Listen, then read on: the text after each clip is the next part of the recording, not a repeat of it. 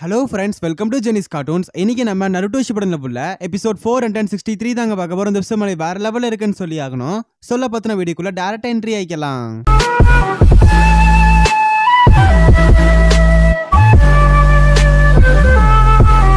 கதையோட ஸ்டார்டிங் சீன்ல black jets வந்து ரெண்டு பேத்தையும் பிடிச்சி வச்சு கதையா சொல்லியிருப்பான். கதையெல்லாம் சொல்லி முடிச்சதுக்கு அப்புறம் இனிமேல் வந்து நீங்க ரெண்டு பேரும் அம்மாவுக்கு சொந்தமானவங்க, உங்களோட பவர்ஸ் எல்லாமே இப்ப அம்மா எடுத்துக்க போறாங்கிற மாதிரி பிளாக் ஜெட்ஸு சொல்லுவான். அண்ட் கரெக்டா காகியா வந்து எல்லா பவர்ஸையும் எடுக்க போலான்னு ட்ரை பண்ணுவா. பட் அந்த டைம் நருட்டோ வந்து பேச ஆரம்பிப்பான். அப்ப நம்ம நருட்டோ வந்துட்டு நீங்க பண்ணதெல்லாம் வரலாறே கிடையாதுன்னு சொல்லிட்டு அந்த பிளாக் ஜெட்ஸு தட்டி விட்டுட்டு ஒரு அம்மானா வந்து உன் பிள்ளை வந்து செய்யறத வந்து நினைச்சு நீ சந்தோஷப்படணும் அப்படின்னு சொல்லிட்டு சாஸ்கே கிட்ட இருக்க பிளாக் ஜெட்ஸையும் சத்துன்னு எடுத்து விடுவான்.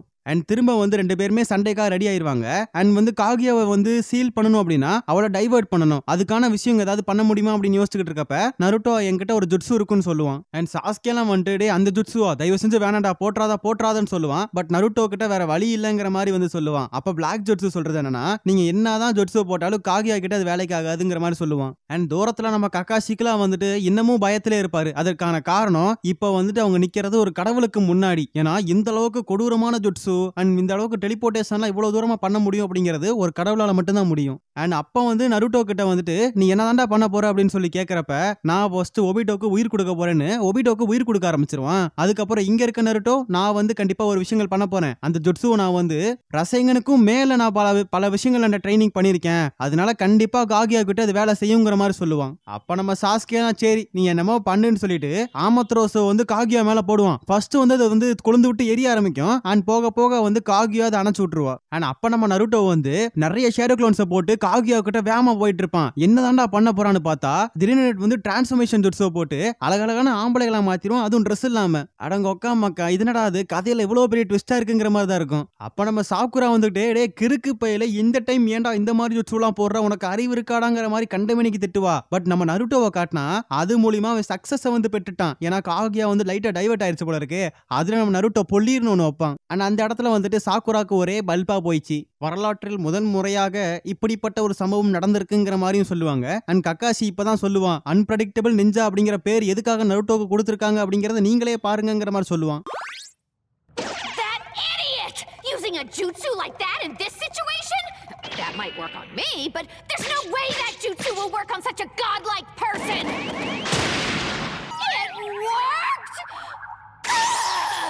அண்ட் இதுக்கு முன்னாடி ஜெரையா வந்துட்டு இந்த நருட்டோ கடை தான் தீர்க்க தரிசனம்லாம் இருக்கு, அவனால மட்டும்தான் உலகத்தை காப்பாற்ற முடியும்னு பல வார்த்தை சொல்லியிருப்பாரு. பட் அப்பெல்லாம் கக்காஷி வந்து அதை நம்பி இருக்க மாட்டாரு. ஏதோ சும்மா வளர்றாருங்கிற மாதிரி தான் நினைச்சிருப்பாரு. பட் இந்த இடத்துல அது எல்லாமே உண்மையாயிட்டு இருக்கு. அண்ட் நருட்டோ அடிச்ச அடியில வந்து லைட்டா வந்து கிறங்கி போய் கிடப்பாங்க காகியா. அண்ட் அந்த சமயத்தை பயன்படுத்தலாம்னு சொல்லி சாஸ்கே நருட்டோ ரெண்டு பேருமே வந்து சீல் பண்ணலான்னு சமயத்துல வருவாங்க. கெட்டத்துல வர்றப்ப டைமென்ஷன் மாதிரி போயிடும். அண்ட் இப்ப பார்த்தா ஒரு பனிமலையில வந்து எல்லாமே மாட்டிக்குவாங்க. அண்ட் அந்த டைம்ல சாஸ்கே நருட்டோ ரெண்டு பேருமே வந்து ஐஸ் கட்டியால வந்து உறைஞ்சு போய் நிப்பானுங்க. அப்ப புரிஞ்சுக்கிட்டானுங்க இந்த மாதிரி கண்டிப்பா அந்த காகியா வந்து வேற லெவல், எந்த டைமென்ஷன் எப்படி வேணா மாத்த முடியுதுங்கிற மாதிரி யோசிப்பானுங்க. அண்ட் காகியா இந்த இடத்துல வந்து போர்ட்டல் மாதிரி ஒன்னு ஓபன் பண்ணி எப்படியே வெளியே வந்துருவா. வந்த உடனே வந்துகிட்டு அவள்கிட்ட இருக்க அந்த பிளாக் ஜெட்ஸோ வந்து நருட்டோ சாஸ்கே மேல ஏவி விட்டு சக்கராவெல்லாம் உறிஞ்சி உள்ள நினைப்பா.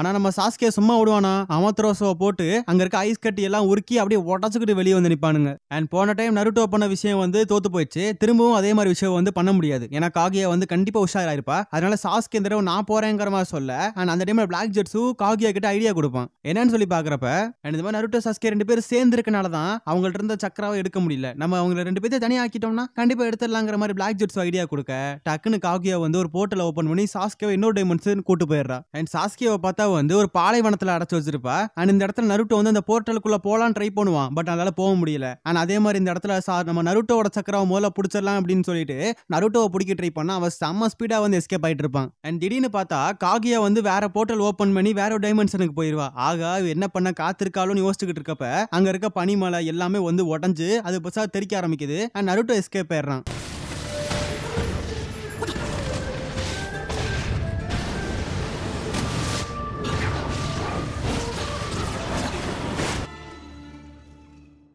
அண்ட் ஒபிட்டோவை காட்டுறாங்க. அவன் வந்து உயிரோட வந்துட்டான், பட் இருந்தாலும் வந்து இன்னும் மயக்கத்திலே தான் கிடக்குறான். அண்ட் இந்த இடத்துல அதாவது ஒரிஜினல் நருட்டோவோட சக்கரா வந்து ஃபீல் பண்ண முடியுது, பட் சாஸ்கேவோட சக்கராவை ஃபீல் பண்ண முடியல. அதுக்கு ஏதாவது பண்ணணும்னு சொல்லி யோசிச்சுக்கிட்டு இருக்கப்ப ஒபிட்டோ அப்படியே கண்ணை முழிச்சிருவான். அண்ட் முழிச்சோடனே அவன் கேட்கறது என்னன்னா, இந்த மாதிரி வந்து எல்லாமே பீஸ்ஃபுல்லா போயிட்டு இருக்கா, எல்லா பிரச்சனையும் முடிஞ்சிச்சான்னு கேட்கறப்ப இல்லன்னு சொல்றப்பே வந்து ஓகே, அப்ப கண்டிப்பா ஏதோ பிரச்சனை இருக்கு, அதை சால்வ் பண்ணி ஆகணுங்கிற மாதிரி ஒபிட்டோ எந்திரிப்பான். அண்ட் ஒபிட்டோ வந்துட்டு வாங்க எங்க பிரச்சனை இருக்கோ அந்த இடத்துக்கு போலான்னு சொல்றப்ப, ஏன்னா நருட்டோவோட சக்கரா சாஸ்கேவோட சக்கராவை சென்ஸ் பண்ணாதானே போக முடியும், பட் அதே அவங்களால பண்ண முடியல. அப்ப ககாஷி சொல்றது என்னன்னா, அண்ட் இருக்கிற எல்லாருமே வந்து இப்ப கண்டிப்பா இந்த இடத்துல கிடையாது, நம்ம தான் இப்ப லாஸ்ட் ஹியூமன்ஸாவே இந்த இடத்துல இருக்கோம், மத்த எல்லாருமே இப்ப வந்துட்டு ஒரு விஷயத்துல மாட்டிருக்காங்க, பட் நம்ம அதனால உயிரை கொடுத்து நம்ம கண்டிப்பா ஃபைட் பண்ணி ஆகணுங்கிற மாதிரி வந்து ககாஷி சொல்லுவாரு. கட் பண்ணிட்டு சாஸ்கேவை காட்டுறாங்க.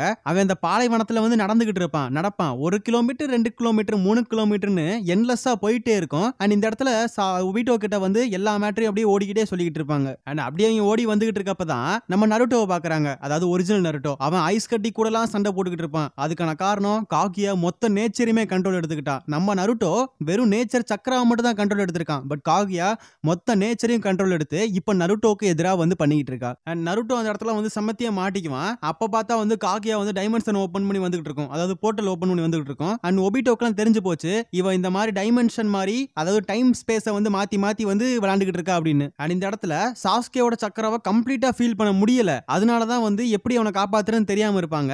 ஒபிட்டோ ஒரு ஐடியா கொடுப்பான். இந்த மாதிரி வந்து காகியா வந்து ஒவ்வொரு போர்ட்டலையும் ஓபன் பண்றப்ப நம்மளோட கம்யூ பவரை நான் யூஸ் பண்ணேன் அப்படின்னா கண்டிப்பா அந்த இடத்துக்கு என்னால போக முடியும், அதுக்கு ரொம்ப சக்கரம் வந்து தேவைப்படும், சம்டைம்ஸ் இதுல ஒரு பிரச்சனை இருக்கும், மேபி வந்து அதே டைம் ஸ்கிப்ல வந்து போனா பரவாயில்ல, அதாவது சாஸ்கே இருக்கிற அந்த ஒரு டைமென்ஷனுக்கு போனானா ஒபிட்டோவால காப்பாத்திட்டு கூட்டிட்டு வர முடியும். வேற ஏதாவது டைமென்ஷனுக்கு போயிட்டா அப்படின்னா அங்க போயிட்டு நம்ம ஒபிட்டோ கிட்ட வந்து சக்கரா இல்ல அப்படின்னா கண்டிப்பா ஒபிட்டோவோட கதை வந்து அங்கேயே கந்தலாயிரும். அப்ப நருட்டோ வந்து நான் வரேன்னு சொல்றப்ப நருட்டோ கிட்ட அந்த அளவுக்கு சக்கரா இல்ல, உடனே சாக்குரா நான் போறேன்னு சொல்லுவா. ஏன்னா அவகிட்ட என்ன 100 ஹீலிங் சக்கரா இன்னும் நிறைய இருக்கான், அது மூலமா கண்டிப்பா பண்ண முடியும்னு சொல்றப்ப ஒபிட்டோ ஓகே சொல்லிடுவான். அப்ப ஒபிட்டோ சொல்றது என்னன்னா, கண்டிப்பா நம்ம அதாவது சாஸ்கேவை காப்பாத்தி தான் வர போறோம்னு சொல்றப்ப நருட்டோக்கு செம்ம சந்தோஷம். அதே மாதிரி ஒபிட்டோக்கு தேங்க்ஸ் சொல்லுவான். அண்ட் ஒபிட்டோ இதெல்லாம் எதுக்குடா தேங்க்ஸ் எல்லாம் சொல்லிக்கிட்டு, நானும் வந்து கண்டிப்பா நம்ம 2 பேரும் ஒரே மாதிரி தான் ஏன்னா அப்படின்னு சொல்லிட்டு லைட்டா வந்து யோசிச்சு பாக்குறான் பழைய மேட்டர் எல்லாத்தையும். அதாவது வந்து பெஸ்ட் ஃப்ரெண்டா வந்து ககாஷிக்கு இருக்கிற மாதிரியும், அவரோட ஸ்டூடெண்டா அதாவது மினாட்டோ சென்சேயோட பெஸ்ட் ஸ்டூடெண்டா இருக்கிற மாதிரியும் யோசிச்சு பார்ப்பான். ஆனா அந்த இடத்துல